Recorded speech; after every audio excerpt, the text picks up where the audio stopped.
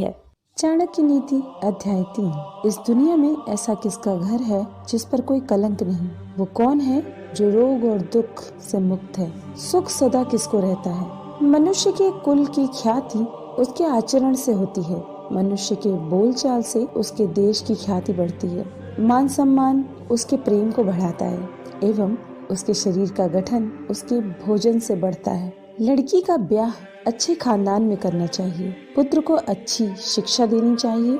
शत्रु को आपत्ति और कष्टों में डालना चाहिए एवं मित्र को धर्म कर्म में लगाना चाहिए। एक दुर्जन और सर्प में ये अंतर है कि सांप तभी डसेगा जब उसकी जान को खतरा हो, लेकिन दुर्जन पग पग पर हानि पहुंचाने की कोशिश करेगा। राजा लोग अपने आसपास अच्छे कुल के लोगों को इसलिए रखते हैं क्योंकि ऐसे लोग न आरंभ में, न बीच में और न ही अंत में साथ छोड़कर जाते हैं। जब प्रलय का समय आता है तो समुद्र भी अपनी मर्यादा छोड़कर किनारों को छोड़ अथवा तोड़ जाते हैं, लेकिन सज्जन पुरुष प्रलय के समान भयंकर आपत्ति एवं विपत्ति में भी अपनी मर्यादा नहीं बदलते। मूर्खों के साथ मित्रता नहीं रखनी चाहिए, उन्हें त्याग देना ही उचित है, क्योंकि प्रत्यक्ष रूप से वे दो पैरों वाले पशु के समान हैं, जो अपने धारदार वचनों से वैसे ही हृदय को छलनी करता है जैसे अदृश्य कांटा शरीर में घुसकर छलनी करता है। रूप और यौवन से संपन्न तथा कुलीन परिवार में जन्म लेने पर भी विद्याहीन पुरुष पलाश के फूलों के समान है, जो सुंदर तो है लेकिन खुशबू रहित है। कोयल की सुंदरता उसके गायन में है, एक स्त्री की सुंदरता उसके अपने परिवार के प्रति समर्पण में है, एक खूबसूरत आदमी की सुंदरता उसके ज्ञान में है तथा एक तपस्वी की सुंदरता उसकी क्षमाशीलता में है। कुल की रक्षा के लिए एक सदस्य का बलिदान दें, गांव की रक्षा के लिए एक कुल का बलिदान दें, देश की रक्षा के लिए एक गांव का बलिदान दें, आत्मा की रक्षा के लिए देश का बलिदान दें।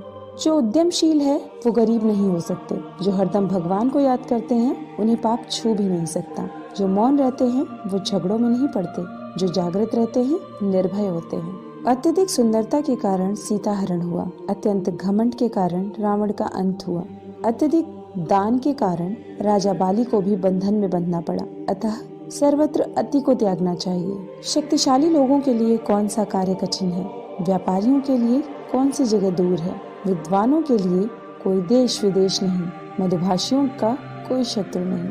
जिस तरह सारा वन केवल एक ही पुष्प एवं सुगंध भरे वृक्ष से महक जाता है, उसी तरह एक ही गुणवान पुत्र पूरे कुल का नाम बढ़ाता है। जिस प्रकार केवल एक सूखा हुआ जलता वृक्ष संपूर्ण वन को जला देता है, उसी तरह एक ही कुपुत्र सारे कुल के मान, मर्यादा और प्रतिष्ठा को नष्ट कर देता है। एक विद्वान एवं सदाचारी पुत्र के कारण संपूर्ण परिवार वैसे ही खुशहाल रहता है जैसे चंद्रमा के निकलने पर रात्रि जगमगा उठती है। ऐसे अनेक पुत्र किस काम के जो दुख और निराशा पैदा करे।